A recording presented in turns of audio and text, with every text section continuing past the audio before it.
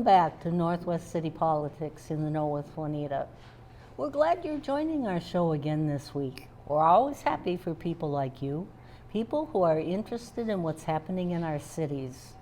If you haven't watched us before, every week we'll have someone from one of the 9 cities in CCX's viewing area to come on and tell us about what's happening in that particular city, what are some of the future things that are going to happen, so you'll be up to date and know what's happening in the area. And if it's your city, pay particular attention if there's some issues that really resonate with you. Take down their phone number and their email and be in contact with your mayors and city council people about issues that you're concerned about.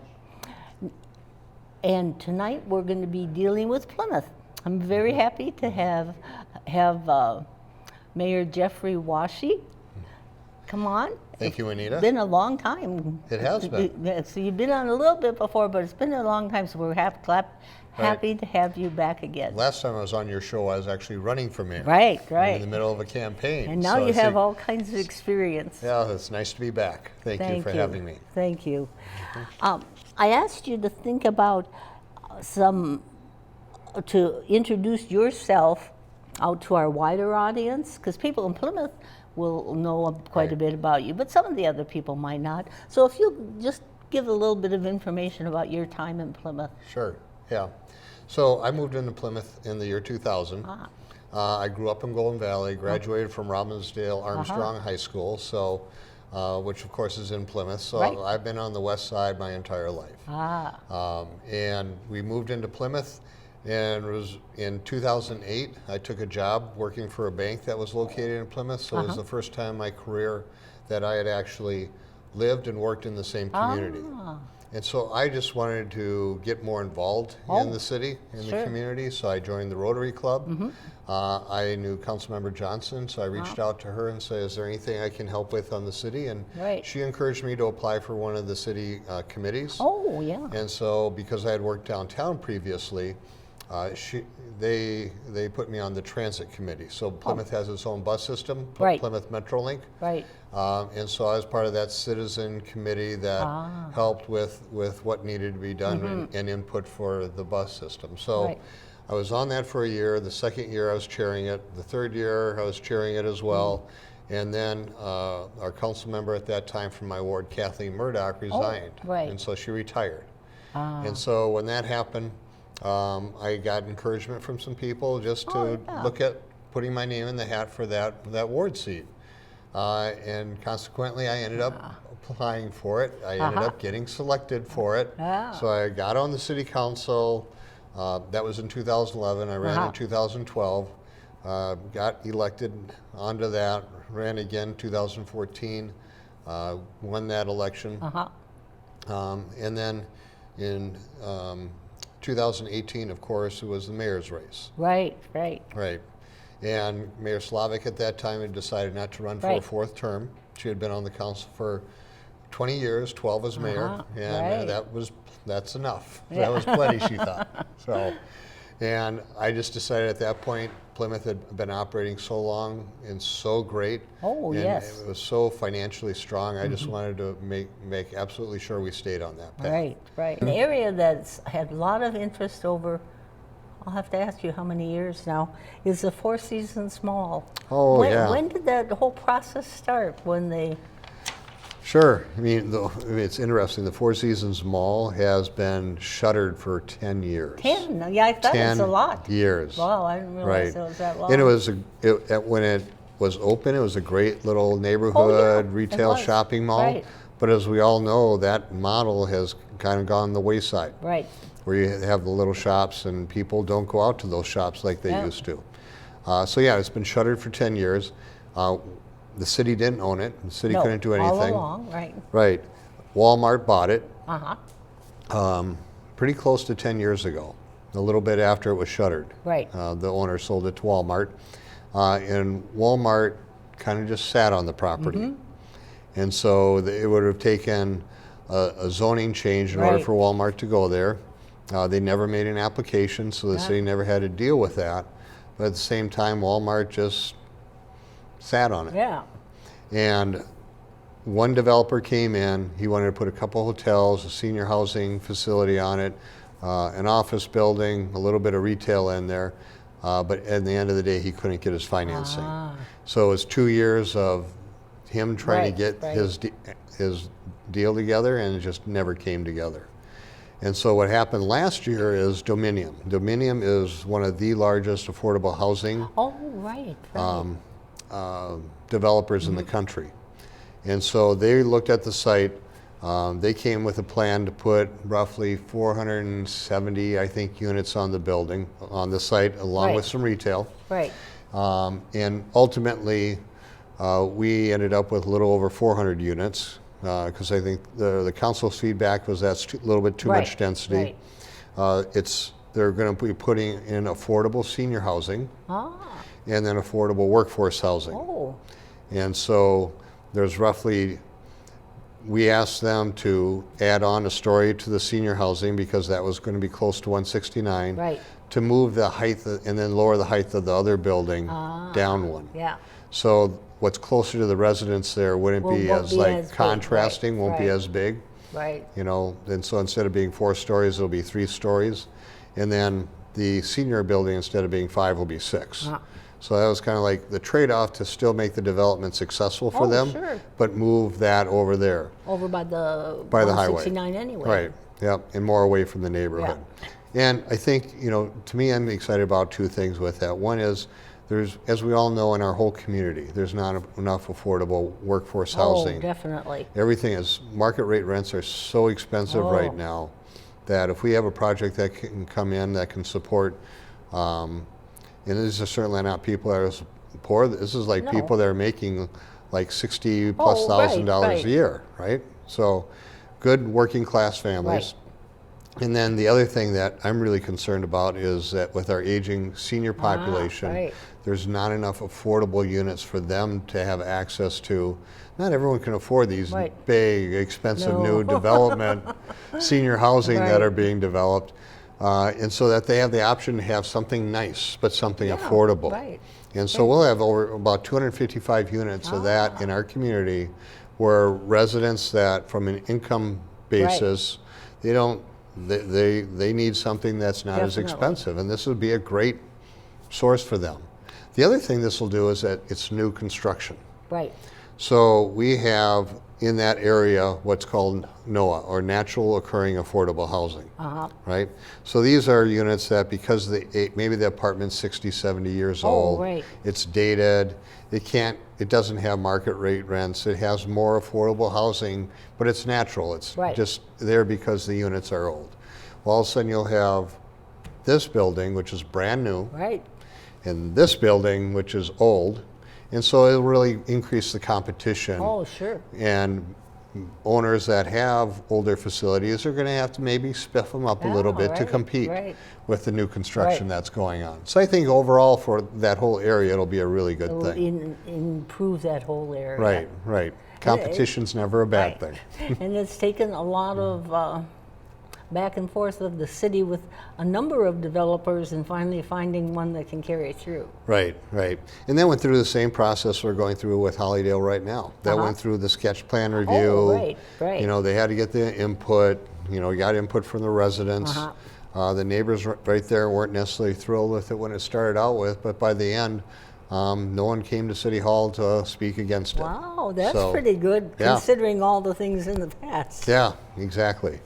And so we're really looking forward to that development starting. A lot of people aren't aware of it because the Four Seasons Mall is still there. And it hasn't been scraped, it hasn't been taken down yet, and so everyone still wonders what's going on with the Four Seasons Mall. People still ask me that. Oh, I'm sure. Yeah, and so we expect late this year. Dominion is lining up their funding. We understand they have approval for the funding, but it's just the timing of when that'll hit to when they can actually start work, and we'll see activity start happening on that site then. So it'll be exciting. It'll have some retail, a couple of restaurants. There'll be fast casual in there. They're not thinking about anything big like some of the stuff we'd like to see, but definitely fast casual with a pickup window. So not an order window, but you know, like Panera has, or these fast casual has, where you just pay for it and order it on your app on your Right. phone, and then you just zip through and pick it up. Yeah. So you don't even have to get out of your car now, so it's a pickup window. That's the All trend, kinds of what's happening. new things, Yeah, right? yep, yeah. So we're excited to see that come together Oh, and yes. start. People will Absolutely. be happy to see something in there, Yeah, I think especially they will. the neighbors. I think they will. 'Cause- Once it's done and developed, I think they'll really see it as a nice neighborhood Right. amenity. And I Mm-hmm. think there was a lot of protests against the big box store there. Oh, yeah, very much I so. remember back to Yeah, when people did lots not of want to see people- that store right. come in. Now, your Plymouth Creek Center, you're working on restructuring it? We're Or working what's the on right name? We're working on remodeling that Okay, and expanding. okay. So let's, a major expansion. okay. Yep. Maybe you can start out with how you got to the point that you thought you should do this. Right. So the Plymouth Creek Center was built over 20 years ago. Uh-huh. And even when it was built, that was envisioned by the council that at some point we would do an addition to it. Right, We didn't know what it was at that Yeah. point, but they knew at some point they want to start Right. out with what's there today and then look. And so we looked at, since it's been there 20 years, what are the needs of the community? oh, yes. And we looked at our Park and Rec department and said, you know, what are the programming needs we have? What are you not able to provide that's Right. in demand? And we just don't have the facilities to provide Yeah. that because we don't have the space. And so they came up with their list. We worked with HGA architects to develop kind of that initial thought Uh-huh. about, you know, what are those things that if we did expand, what would we include in Right. that? But then we wanted to go out to the public, to our residents, and get confirmation from them what Definitely. they saw we needed. I learned through that process pickleball is a very popular thing. Okay, I know that it exists as Yeah. such. I'm not exactly sure how you play it, but I know that a lot of people like to play pickleball.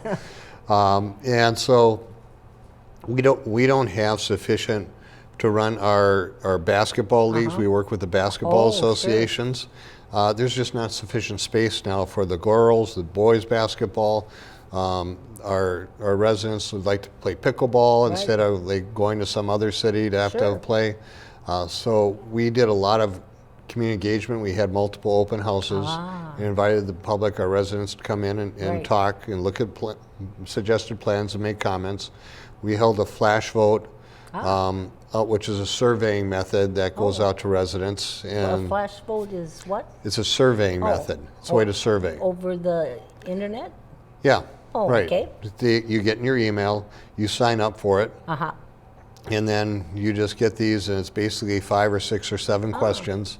And the two things that were two major takeaways for that, of the people who responded to that, 75% wanted us to move forward with a major expansion. Ah, that's good to know. And what was to me telling was 68% of those who answered, so 2/3, and we told them roughly, if your house is worth this, Right.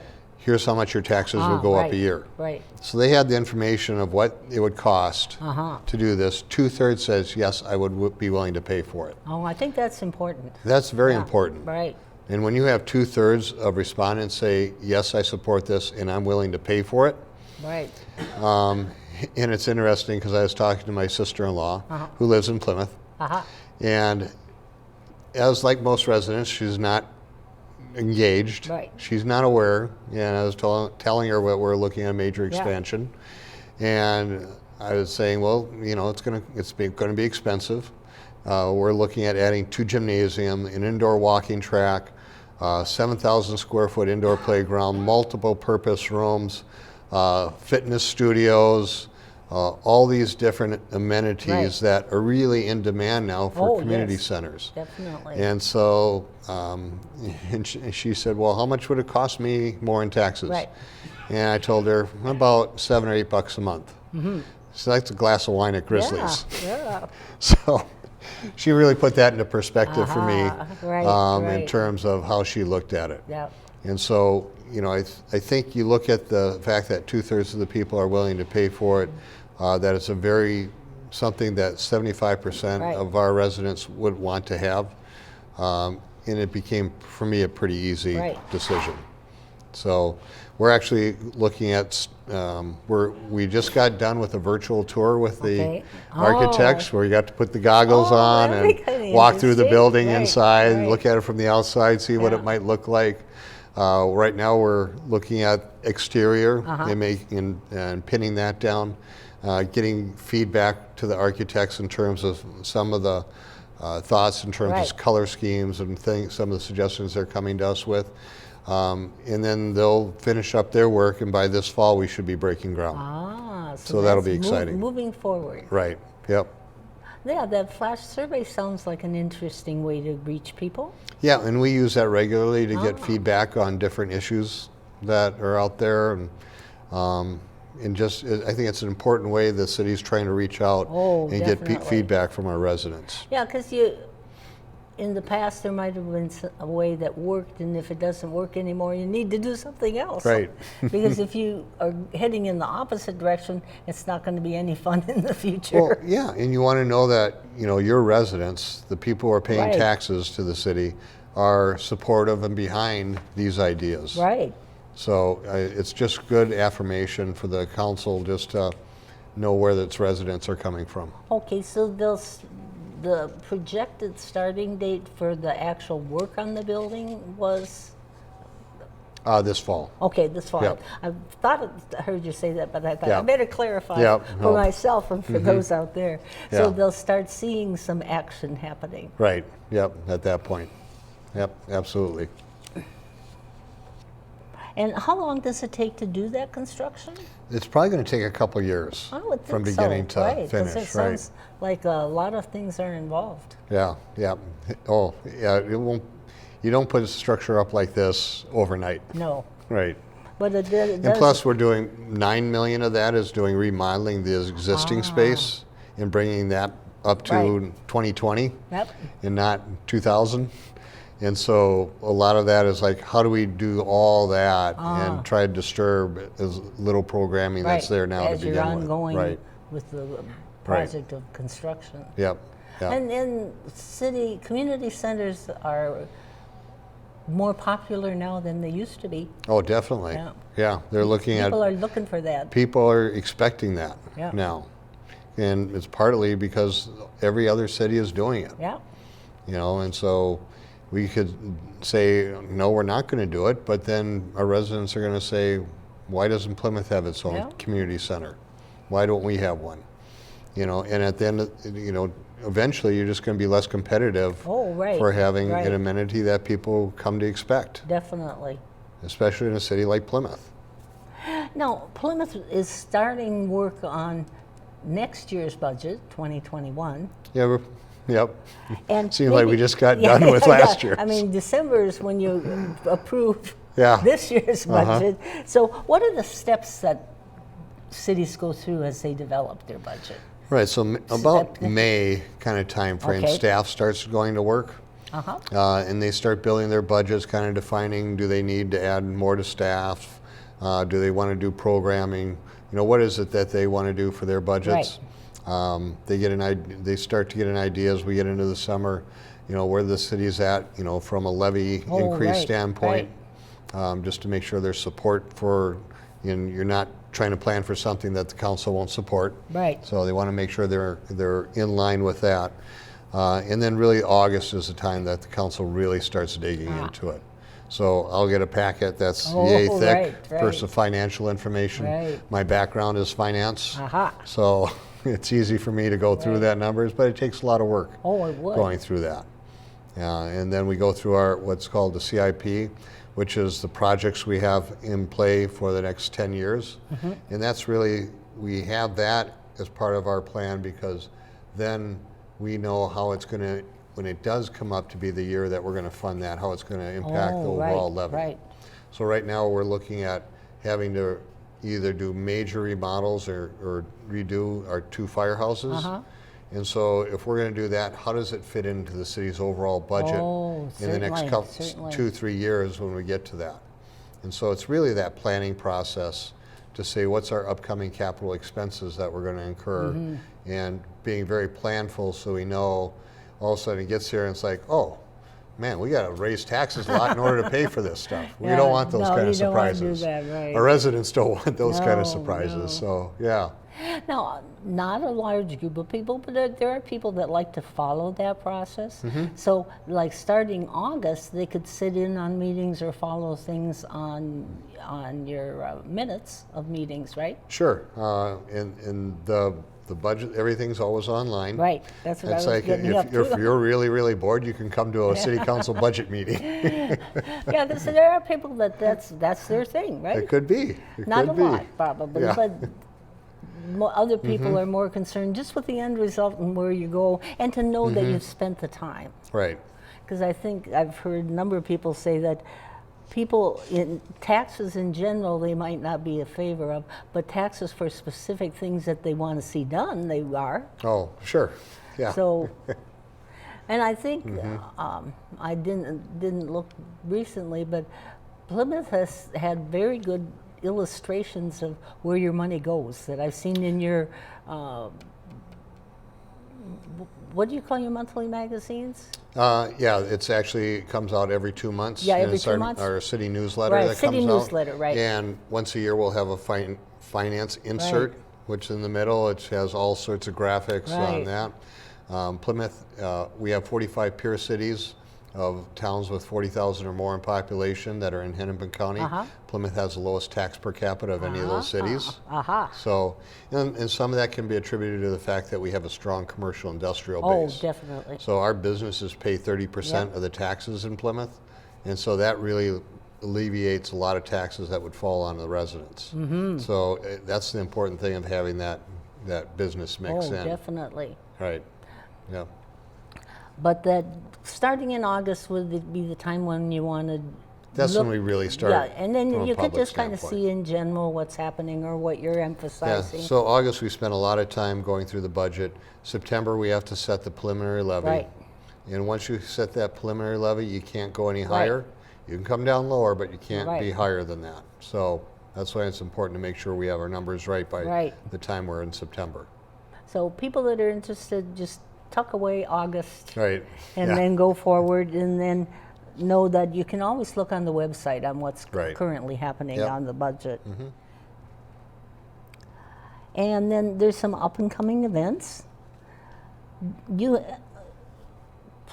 Plymouth sells trees and shrubs at a reasonable cost to people from Plymouth, right? Right. Yep. Okay, can you tell about the program a little bit? Yeah, so if you go to the city website, because I did this, I just went and I did under the search tree and shrub sale, and it'll bring you to the link where that is, and it gives a whole list of plants, trees, shrubs that the city is, in those trees and the shrubs, they were picked out by staff just because they do well in Minnesota.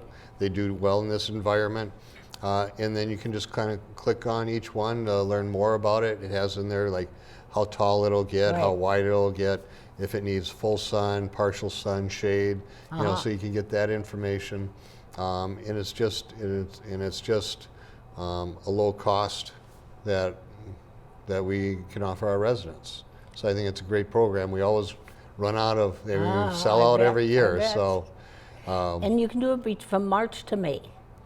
I'm not sure when the It's ending what the date city is. website said. Okay. I didn't have an ending date, but I just had, it said the month. Yeah. But probably the sooner the better if it's something you want to do. Right, because if there's something specific in that list that you want, we may end up running out of our inventory of that. Right. Right. So, And help beautify your house. that's right. Now there's a couple of things going on the weekend of April 17th to 19th. You have a Primavera celebration of art. Yep. Maybe we'll talk about that first. Yeah.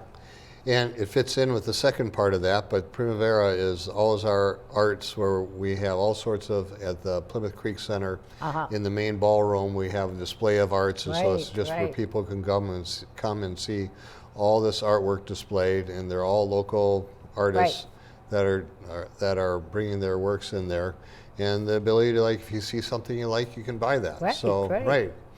And then with that, what we're doing on Saturday, April 18th, is a Discover Plymouth. Right. So that's kind of the exciting thing. You come there, you can see the Primavera Art Show, And you can also see the Discover Plymouth. In Discover Plymouth, we're going to have 90 vendors there. Oh, and it's wow. all a representation, whether it's retailers, whether it's Rotary or Lions or whatever may be there.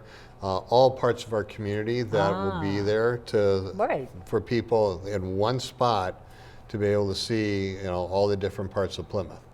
So we've never done this before. Oh, it sounds We're- interesting. Yeah, we're putting this together. It's like Yeah. we used to have we'd invite residents down to City Hall, and this is to come see different departments, Right. meet the City Council, and then we changed it so we had it at the maintenance facility. And that was a big hit because parents would bring their kids and they'd see the big trucks. Oh, right. And we do tours of the maintenance facility, and that was very, very popular. Oh, I think so. But this year we wanted to all right, let's take a different look at that. Instead of just focusing on the city, let's focus on all the components of the city that make up the city. interesting. So if there's church groups there, vendors there, service clubs there, all the different parts of the city that make up the city. So people kind of have a better, and it's all in one spot. Oh, right. Be interesting just to go around and look, let alone who knows what you'll find. Right, yep.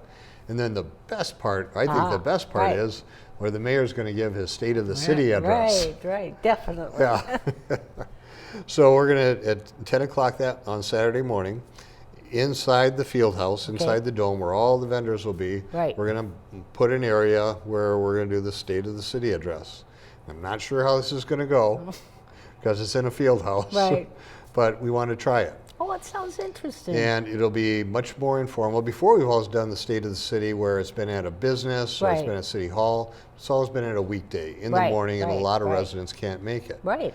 A lot of business people end up coming to it, but we really wanted something that would allow our residents to get there. Yeah.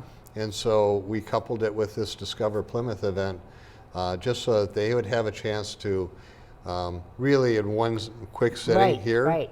Dave Kaiser from CCX is going to do a Q&A with me after I get done talking for a little bit. Right. And then myself and the City Council will be available for the hour following that. So right. if people want to ask us questions, they'd be able to ask us more one-on-one questions too. Oh, it sounds like an interesting event. Yeah, we're really excited about doing this Okay, year. 17th to the 19th of April. That's Primavera. Discover Plymouth is on the 18th. It's on the 18th One day. at 10 o'clock in the morning. That's when the State for of the City State of the is. City. I Right. mean, the rest of it's available All day. all day long. Right, they'll be going all So day. tell people, Right. put it on your calendar. Take a look at what's Absolutely. happening in Plymouth. Absolutely. Well, I want to thank you very much All right. for Yeah, sharing, thank you, Juanita. sharing your time and your expertise with our audience out there. We'll ask you to tune in next week for part 2 on Plymouth's issues. We're glad you've been with us, and we'll see you next week. Bye.